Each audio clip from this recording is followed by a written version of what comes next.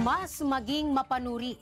Yan ang binigyan din ng Lakas Christian Muslim Democrats o Lakas CMD hinggil sa mga naglilitawang mga naratibo sa iba't ibang platforms. Dapat din anilang huwag ito basta gawing basihan, lalo na kung wala namang inilalabas na ebidensya. Una sa balita, si Earl Tobias live. Earl? Zay, naglabas ng isang bagong pahayag ang partido ng Lakas CMD para almahan ang anilay bastang pagdadawit kay dating Senador Bong Revilla Jr. sa flood control corruption scandal. Zay, paninindigan ng partido, demokratikong proseso dapat ang laging masunod.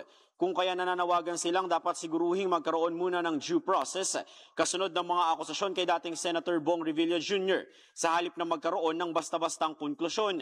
Kung matatandaan na idawit si Revilla kamakailan ni dating DPWH Undersecretary Bernardo sa pagdinig ng Senate Blue Ribbon Committee, kung saan sinasabi ni Bernardo na nagdi-deliver siya ng milyon-milyong pera kay Revilla.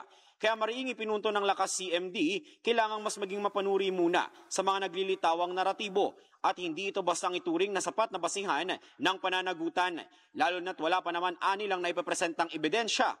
Hindi rin nila dapat makasanayang mauna na lang parati ang akusasyon kumpara sa dapat ay malayang legal procedure. Lalo pa ngayon na nakatutok ang lahat sa kung ano ba talagang totoo sa likod ng corruption scandal. Tiniyak naman ng partido na bukas si Revilla sa pakikipag-coordinate sa isang patas at impartial na proseso at kumpiyansa sila na malilinawan din ang lahat oras na mabusisi na ang anumang akusasyon. Zay, pagdidiin din ng Lakas CMD kahit sinong individual ay entitled o may karapatan sa tinatawag na presumption of innocence. Umaga ay wala munang kahit na anong judgment bago sila mapakinggan at kung sakaling mahuhusgahan at malilitis ay dapat nakabase sa ebidensya. Balik muna sa inyo.